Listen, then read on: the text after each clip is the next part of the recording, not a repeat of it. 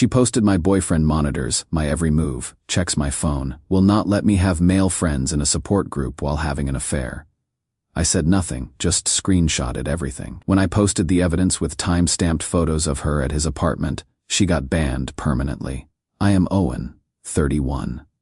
I was with Celine for about 8 months. Met her through a friend's birthday party. She seemed normal at first.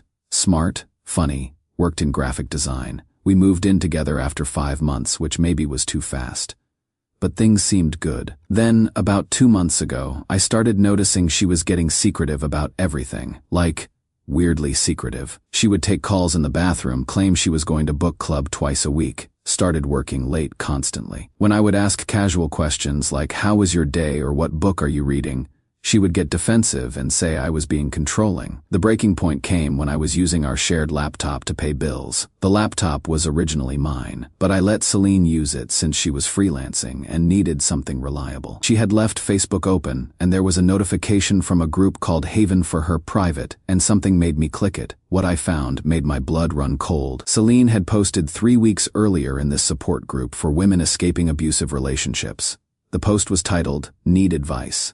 Boyfriend getting more controlling." She wrote this entire sob story about how I was this manipulative monster who tracked her every move and emotionally abused her daily. She claimed I had thrown a coffee mug at the wall during an argument, that I checked her phone while she slept, that I had forbidden her from seeing male coworkers and monitored her location constantly. None of it was true, not a single word. I have never thrown anything in anger. The only time I ever asked about her location was when she was 3 hours late coming home from what she said was dinner with friend, and hadn't answered my texts. I have never asked for her passwords or gone through her phone. The closest I would come to isolating her was suggesting we stay in one night because I was exhausted from work. But there were dozens of comments from other women validating her story, giving advice on escape plans, offering resources for abuse victims. These genuine, caring people were being manipulated into supporting what I now realize was Celine setting up her exit strategy.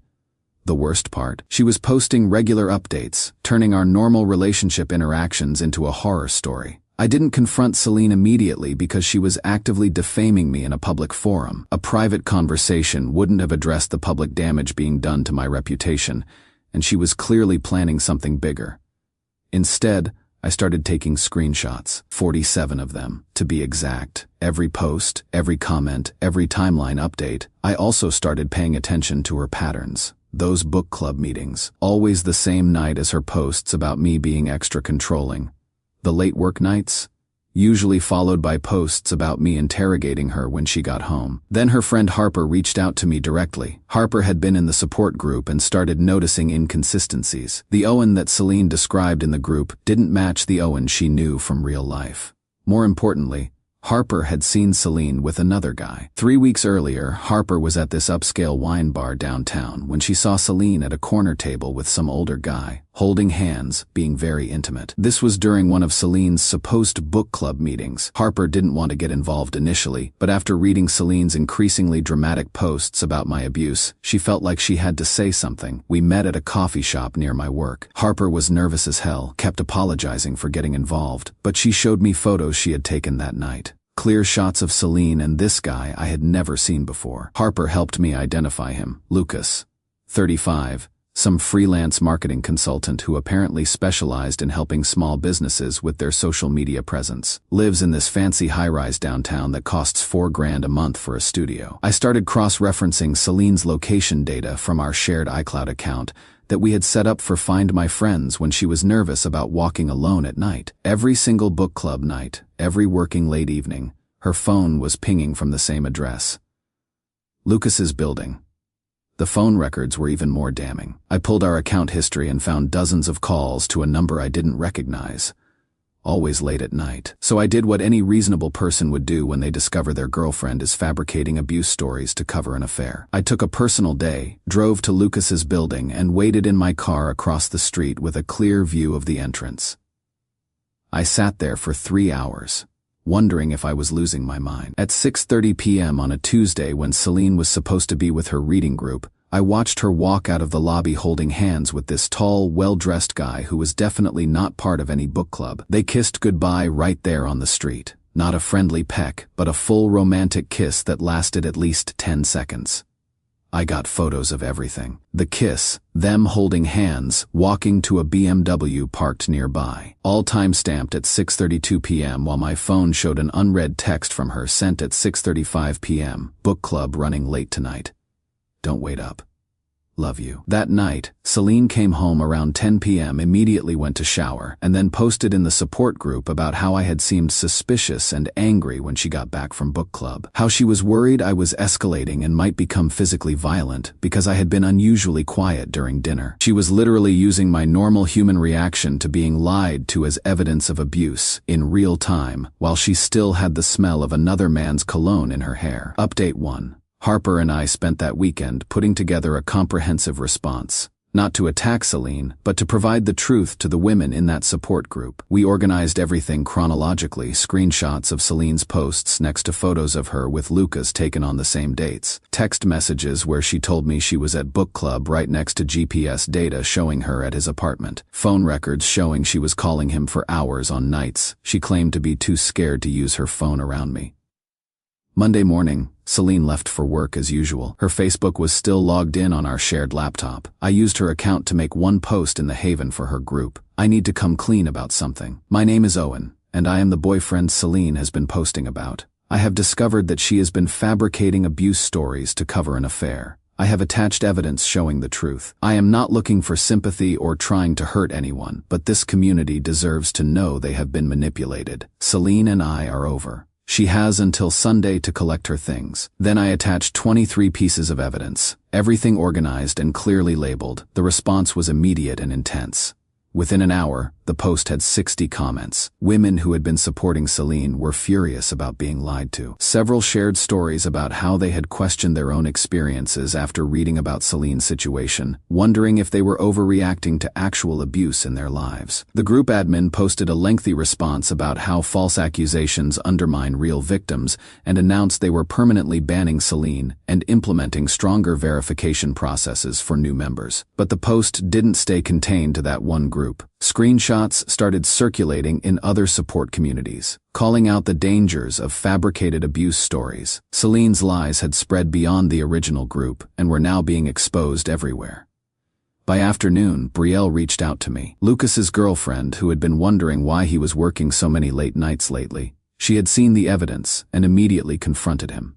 He confessed everything. She dumped him and thanked me for exposing them both.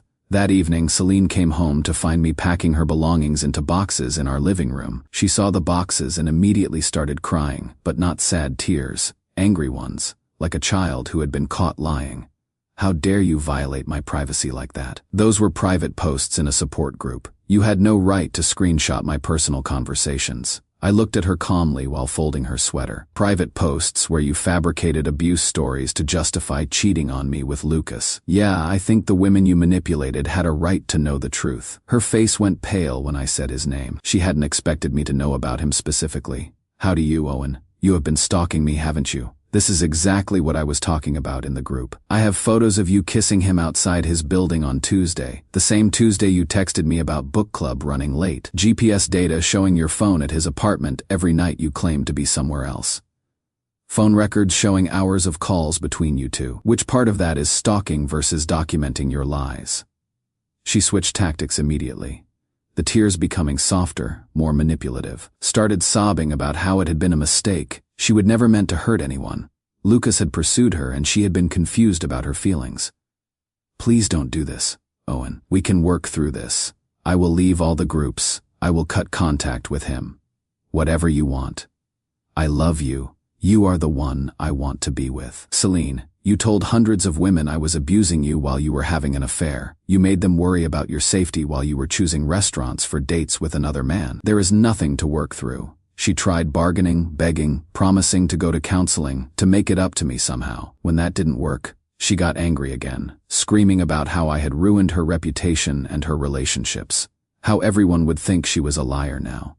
You are a liar, Celine, and you used real abuse victims to cover your cheating. You made those women doubt their own experiences because they were comparing their situations to your fake one. That is when she really lost it. Started throwing things, screaming that I was an obsessive psycho who couldn't let go. She grabbed one of her boxes and dumped it out on the floor, kicking her clothes around like a toddler having a tantrum. You think you are so smart, don't you? You think you have won something? No one's ever going to believe you over me. I am the victim here. I just kept packing calmly while she raged. When she finally exhausted herself, I handed her the keys to my car. Your car will not start. I had Harper drive me here. You can use mine to load your stuff, but I want it back by morning. She took the keys, still crying, and left with 3 boxes. I thought it was over. I was so wrong. Update 2. Celine went completely nuclear after our breakup post went viral in several online communities. What started as me setting the record straight became a full-scale harassment campaign against me. First, she started creating fake accounts to send me threatening messages. Screenshots of my evidence posts with messages like "You will regret exposing me and I will make sure everyone knows what you really are." Then she escalated to my workplace. Wednesday morning, I am at my desk when our office manager Priya comes over looking uncomfortable. "Owen, there is a situation downstairs. Someone claiming to be your girlfriend is in the lobby asking to speak with your supervisor about your behavior." I walked downstairs and found Celine in our lobby. Laptop open. She was spinning this elaborate story about how I had hacked her accounts and violated her privacy by exposing her private posts. "This is what cyberstalking looks like. He's been harassing me online and I am scared for my safety. He is obsessed with me and will not leave me alone." She had printed out copies of my evidence post and was highlighting sections, trying to make it look like I was the villain. "Look how much detail he has about my location. This is stalking behavior. He has been tracking my every move." I stayed calm, called my supervisor Carson down to witness everything. "Priya, this is my ex-girlfriend, Celine. We broke up 3 days ago after I discovered she had been fabricating abuse stories to cover an affair. The posts she is showing you are evidence I gathered to clear my name after she publicly defamed me in online support groups." Celine immediately started crying and claiming I was gaslighting her in front of witnesses. "See? This is exactly what I am talking about. He is manipulating the situation right now, making me look crazy." Carson looked confused. "Madam, I am not sure what you want from us here. This sounds like a personal matter." "It is not personal when he is using company computers to stalk women online." Celine was practically screaming now. "I have evidence that he has been cyberstalking me during work hours." That was a complete lie. I had never accessed Facebook from work, and all my screenshots were taken at home on my personal laptop. Security ended up escorting her out, but the damage was done. Carson had to send me home while HR reviewed the situation. That afternoon, I found flyers taped to cars in our parking garage and posted in the building lobby. "Warning: cyberstalker in building with my photo, name, and floor number, claiming I was harassing women online, and residents should be alert." The flyers had my LinkedIn headshot and my apartment number, telling people to call building security if they saw me acting suspicious. Priya called me that evening, clearly stressed about the situation. "Owen, I believe your side of the story, but HR is recommending you take paid leave while we investigate. We cannot have someone distributing flyers about our employees in the building. It is a liability issue."